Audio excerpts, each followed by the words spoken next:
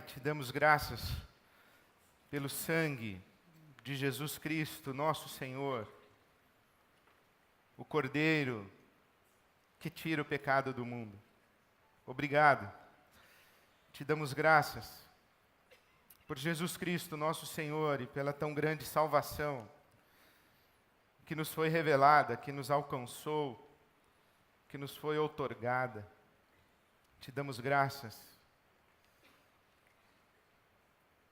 Te damos graças pelo Evangelho que nos chegou, te damos graças pela Tua palavra que está diante de nós, te damos graças.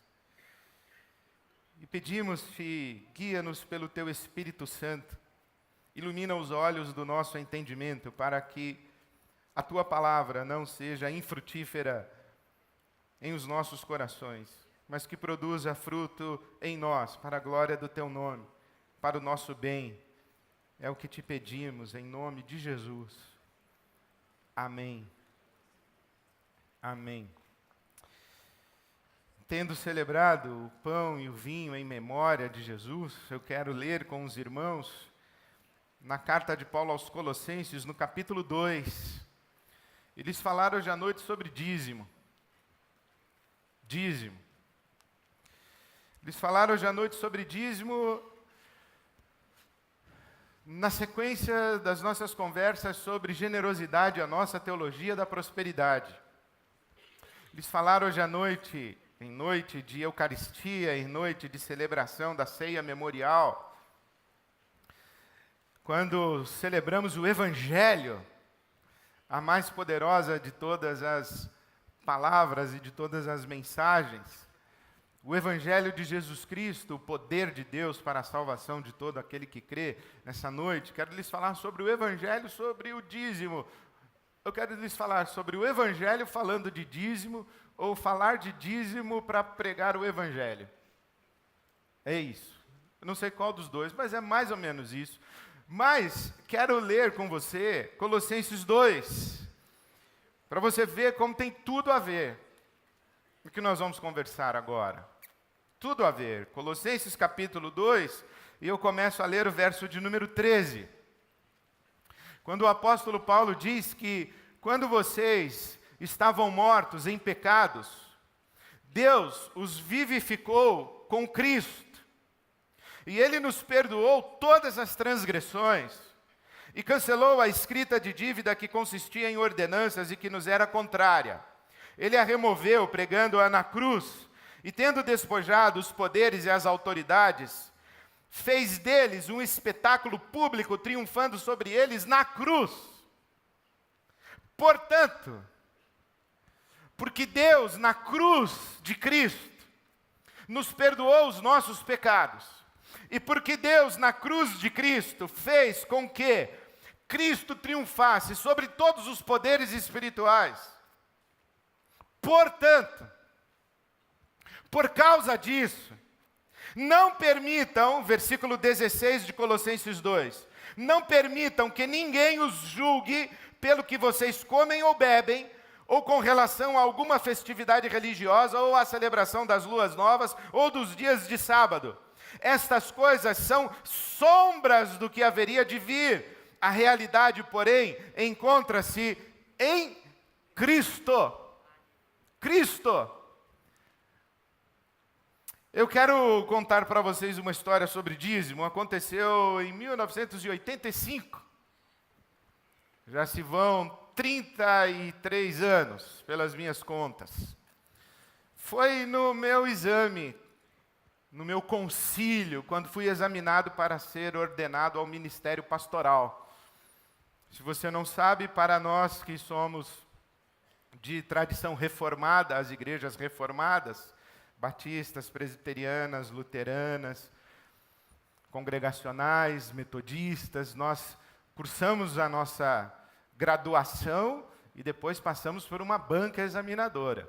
Essa banca é composta por pastores, por anciãos, e nós chamamos essa banca examinadora de concílio. Então eu passei pelo concílio, fui examinado e não passei bem não. Fui aprovado com ressalvas.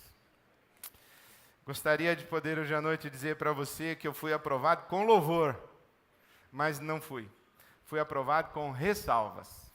O concílio que me examinou me aprovou com ressalvas, porque um dos meus examinadores me perguntou se eu acreditava na doutrina do dízimo, e eu disse que não. Então, eles tentaram me convencer a acreditar na doutrina do dízimo. Eu me lembro de um pastor, inclusive, que disse: deixa você ficar um pouquinho mais velho. Na época eu estava com 21 anos de idade. Ele falou: deixa você ficar um pouquinho mais velho, você casar, ter filho, e estar na frente lá pastoreando uma igreja, que você vai se converter à doutrina do dízimo rapidinho. O concílio recomendou que eu estudasse mais a doutrina do dízimo. Fui aprovado com essa ressalva, que o candidato, apesar de aprovado, estude mais a doutrina do dízimo. Eu obedeci e venho estudando desde então. Já se vão 33 anos, essa semana estudei de novo. Estudei a doutrina do dízimo de novo e continuo não acreditando na doutrina do dízimo. Se eu pudesse voltar no tempo, eu daria aos meus examinadores uma resposta um pouco mais elaborada do que a resposta que lhes ofereci naquela noite. Talvez lhes desse a resposta de hoje à noite, dizendo: olha, eu não creio na doutrina do dízimo, porque a doutrina do dízimo é uma doutrina judaica. E eu não sou judeu praticante do judaísmo, da religião judaica. Eu sou cristão, seguidor de Jesus Cristo. Eu não sou seguidor de Moisés, eu não obedeço à lei de Moisés, eu sou um seguidor de Jesus Cristo. Então eu não acredito na doutrina do dízimo. É bem verdade que a prática do dízimo é uma prática ancestral. Os egípcios praticavam o dízimo, os babilônios praticavam o dízimo, até os chineses praticavam o dízimo.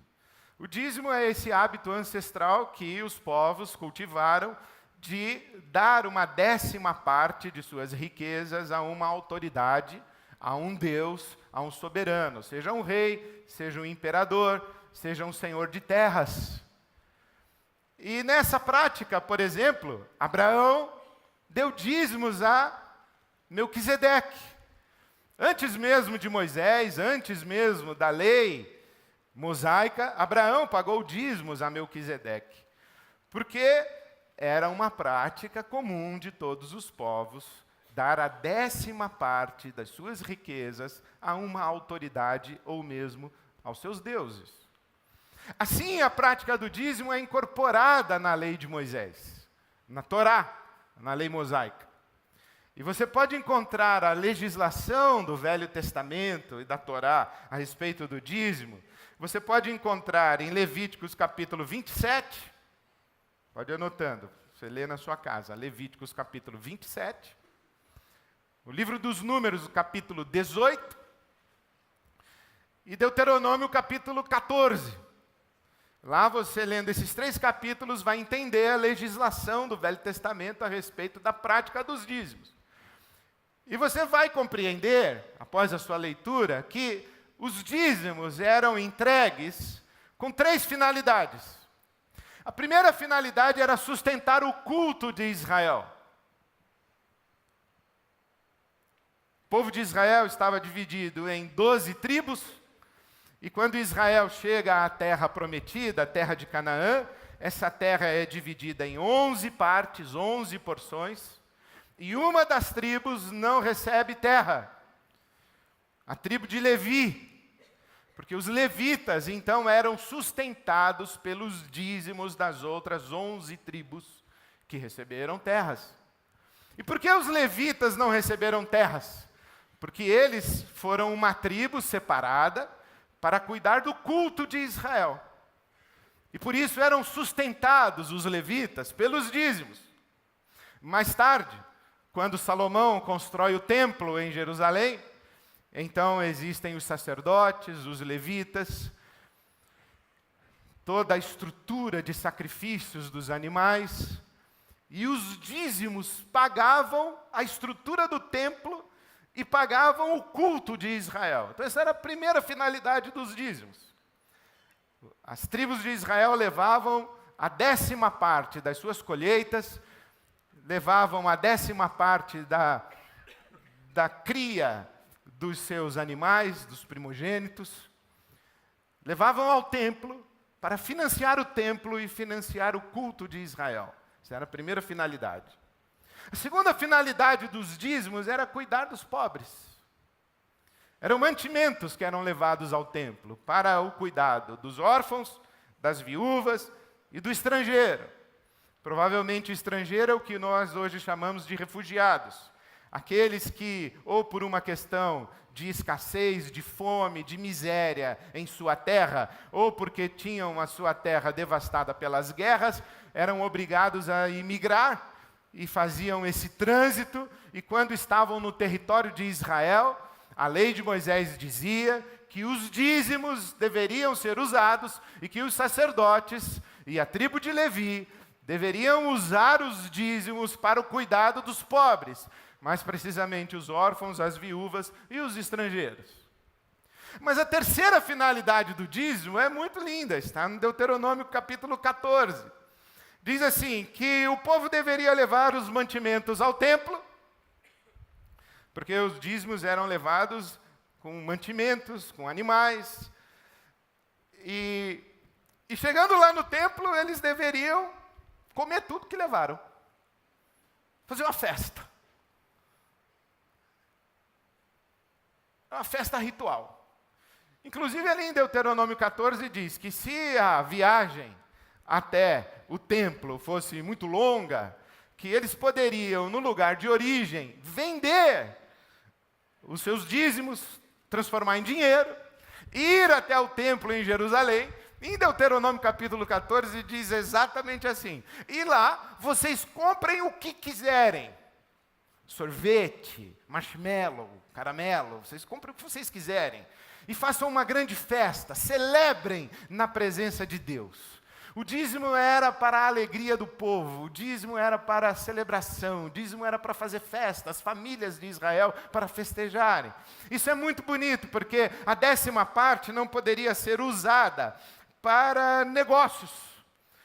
É mais ou menos o seguinte, como se Deus falasse assim para o povo: olha, vocês peguem uma parte do dinheiro de vocês e torrem.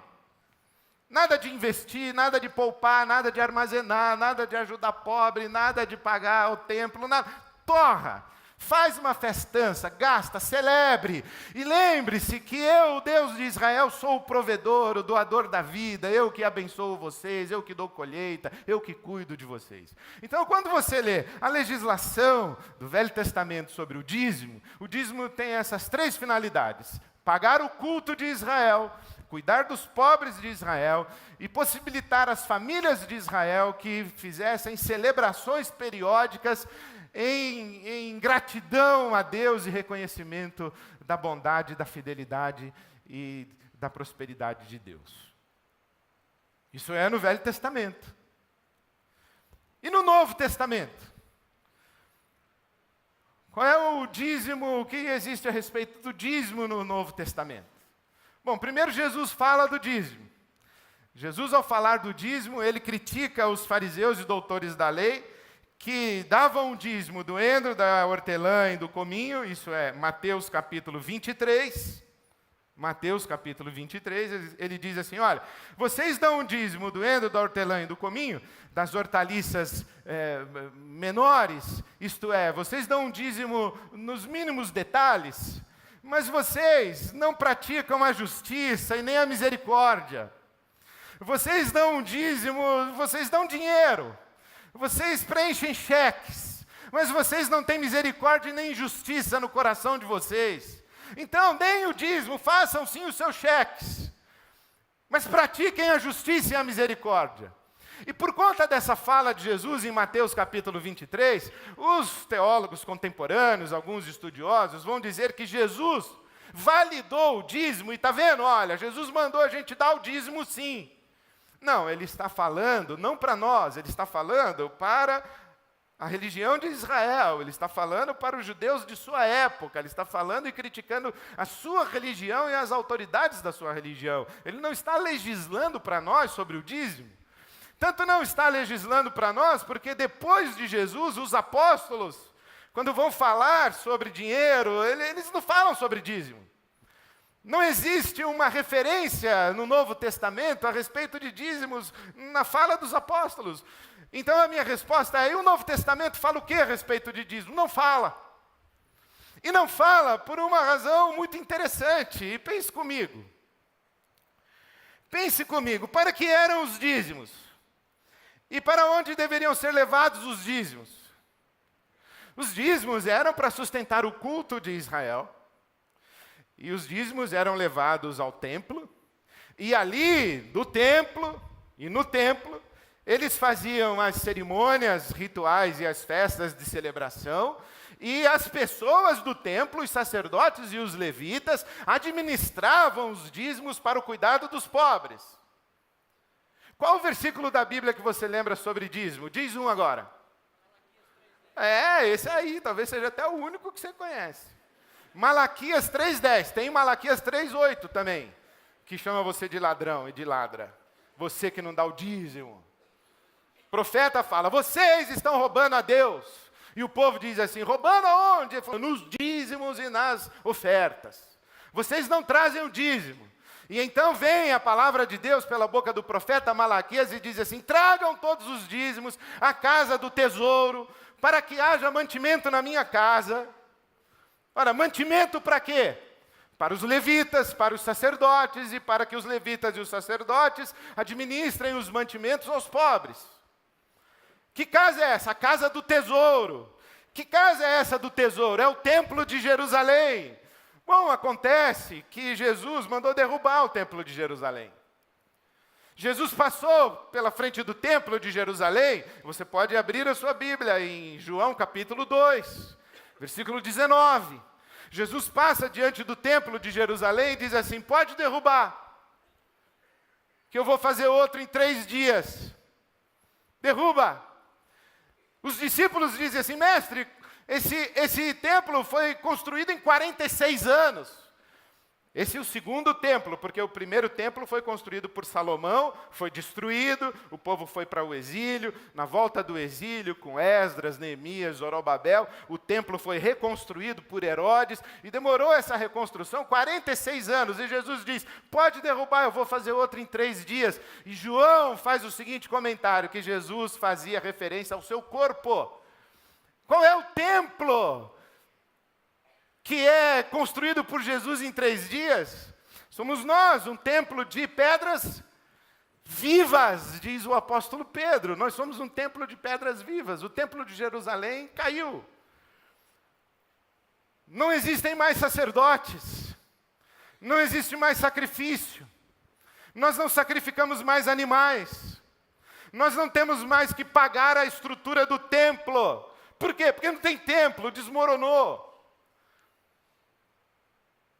Se você encontrasse um seguidor de Jesus, nos primeiros dias da pregação apostólica dos apóstolos, logo após a ressurreição de Jesus, encontrasse um seguidor de Jesus, um cristão, porque eles foram chamados, ou nós fomos chamados de cristãos pela primeira vez em Antioquia.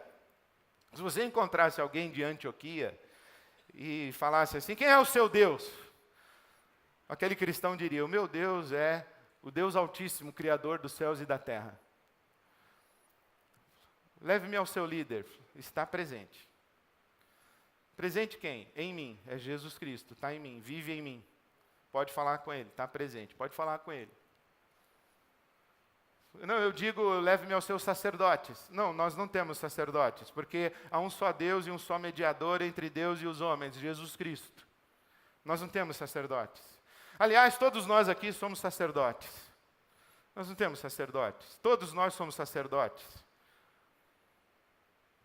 Então me leve ao seu templo, à sua casa de culto. Não, nós não temos templo, porque o nosso Deus não habita em templos feitos por mãos humanas. Nós não temos templo. Ué, e como é que você adora o seu Deus? Qual é a oferta que você dá para o seu Deus? A nossa oferta é nós mesmos, é a nossa vida. Tudo que nós fazemos, seja comer, seja beber ou qualquer outra coisa, nós fazemos tudo para a glória do nosso Deus. Então qual é o seu dia sagrado? Não, nós não temos dia sagrado, não é sábado nem domingo, é todo dia. Porque o nosso Deus é um Deus que a gente adora com a nossa própria vida, todo dia, em todo lugar, a toda hora, e nós não precisamos de sacerdote nenhum, e não precisamos de templo, não precisamos de nada. Não, então vocês não são uma religião. Provavelmente aquele irmão nosso diria, então, entendeu? Bom, mas eu trouxe dízimos aqui para levar à casa do tesouro. Aquele irmão diria, desculpa, você está atrasado, caiu. Não tem mais casa do tesouro para você levar tempo, para você levar os seus dízimos. Mas por que você quer levar seus dízimos na casa do tesouro? Para pagar os sacerdotes e os levitas. Para quê? Para eles fazerem sacrifícios. Mas para quê? Jesus já fez o sacrifício. Definitivo, acabou. Não tem mais que fazer sacrifício. O que eu faço com esse dinheiro então, agora que são os meus dízimos? Aquele irmão provavelmente diria o seguinte, olha, na boa, eu acho que se Jesus estivesse aqui, ele ia dizer para você, cara, faz uma festa e dá para os pobres. Pega esse dinheiro aí que você chama de dízimo, faz uma festa com a sua família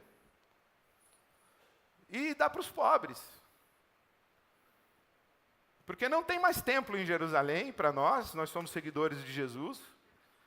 Nós não fazemos mais sacrifícios, nós não remuneramos mais os sacerdotes. Acabou, esse negócio acabou, desmoronou.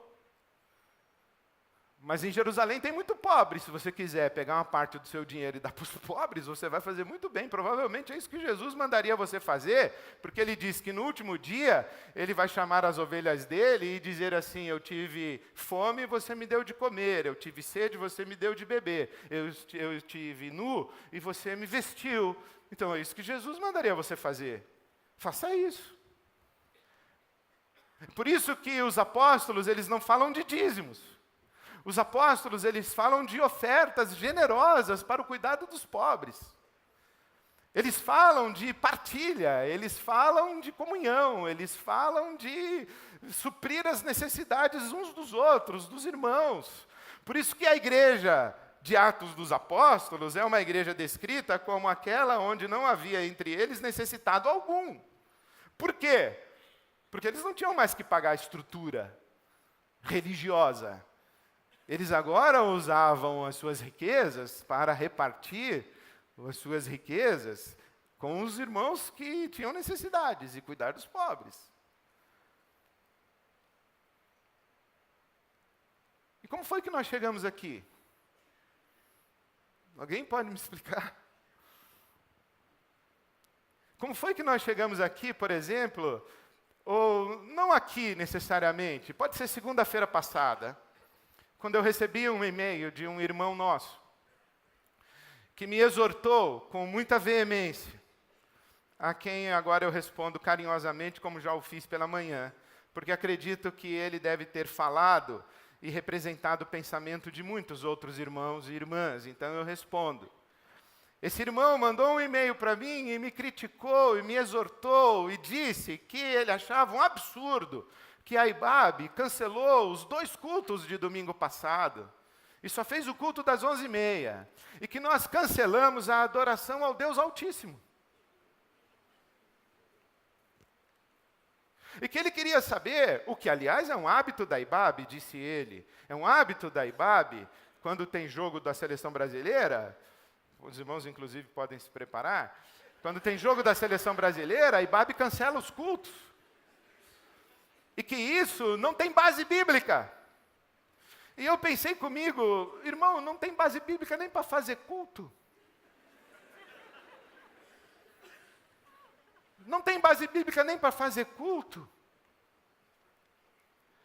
O problema é que nós, em algum momento, transformamos o evangelho libertador do nosso Senhor Jesus Cristo, o evangelho do reino de Deus, nós transformamos numa religião igual ou pior a todas as outras religiões, com estruturas e com amarras psicológicas e falsas espiritualidades e manipulação de igual sorte a tantas outras expressões de religião, quando o evangelho é libertador.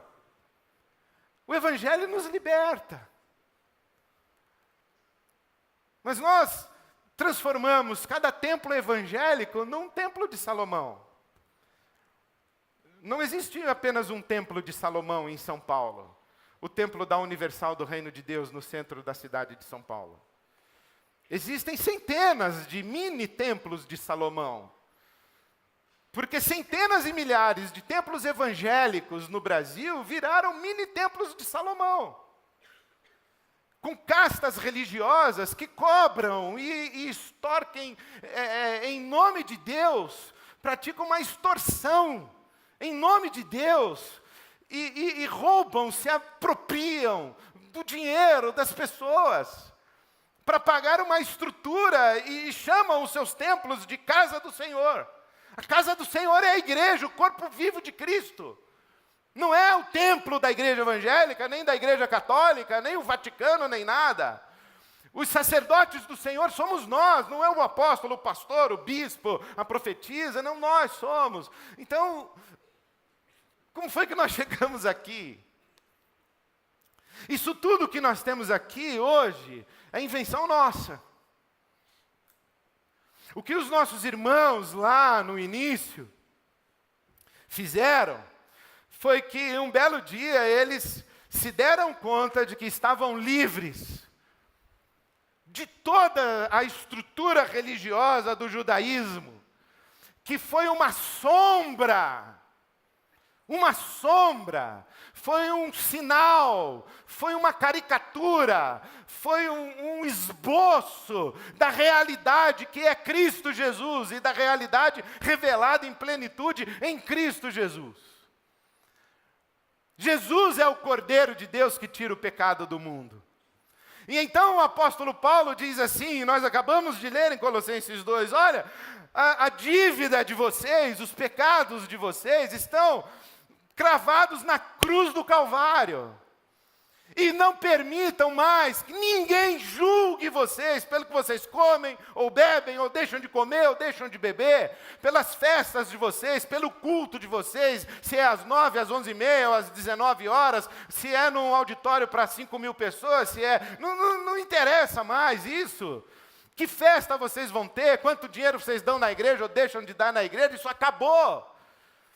Agora, o que acontece é que nós estamos diante de Deus, libertos por Jesus Cristo, o Espírito Santo está em nós, e nós estamos livres, livres para sermos no mundo a presença de Deus, tal qual o seu Filho foi.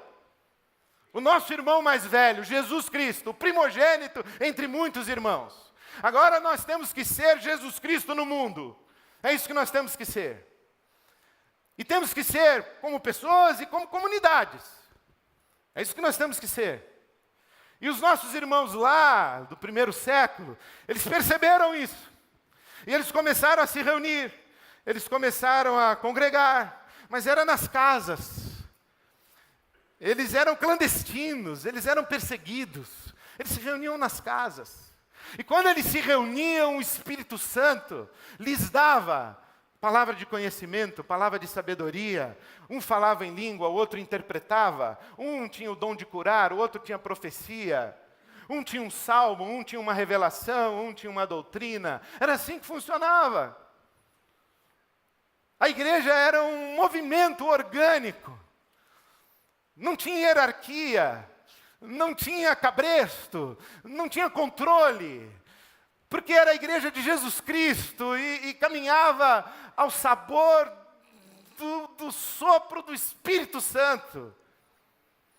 E nem mesmo o apóstolo Paulo, que poderia reivindicar uma palavra e sacar da sua interpretação mirabolante do Velho Testamento, uma palavra a respeito do dízimo, para justificar um pagamento ao seu ofício apostólico, nem mesmo o apóstolo Paulo diz assim, olhe, paguem os dízimos para que eu receba salários. Ele diz, não, eu não quero salário, inclusive eu fui trabalhar para não ser pesado aos irmãos.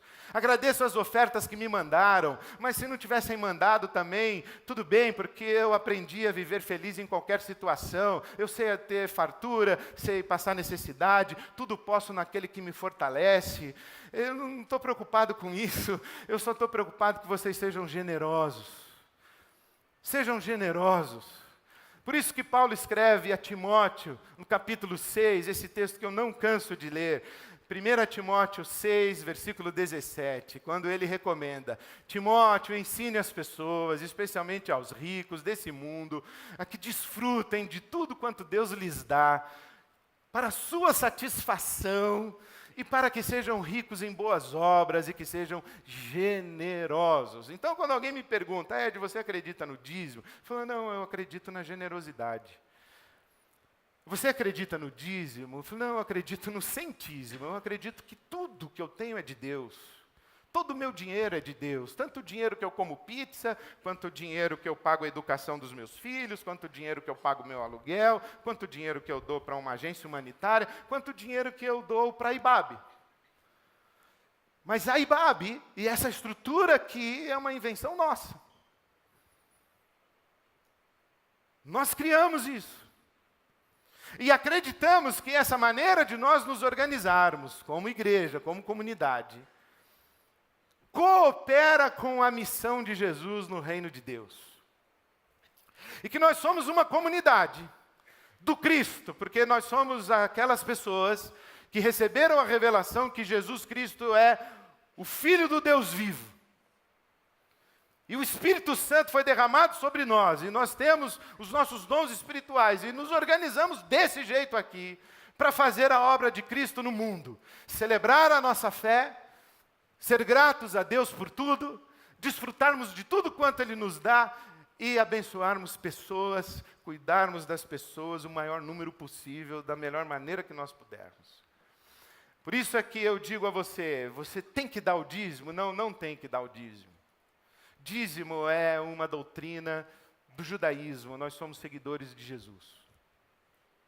O que eu escuto as pessoas falarem assim para mim: pastor, a gente tem que dar o dízimo na IBAB? Tem que ser 10% do líquido ou do bruto? E tem que quitar o atrasado? Então eu digo, primeiro, você não tem que.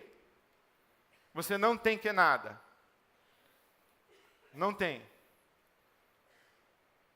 Quando Ananias e Safira foram entregar o dízimo, ou o dinheiro, uma oferta, e colocar aos pés dos apóstolos, e fizeram isso de maneira mentirosa, de maneira vaidosa, Pedro disse para Ananias e Safira, aquele casal: olha, o dinheiro era de vocês não precisavam ter trazido, não tinham que. Não tinham que. Era de vocês. Vocês podiam fazer o que vocês quisessem.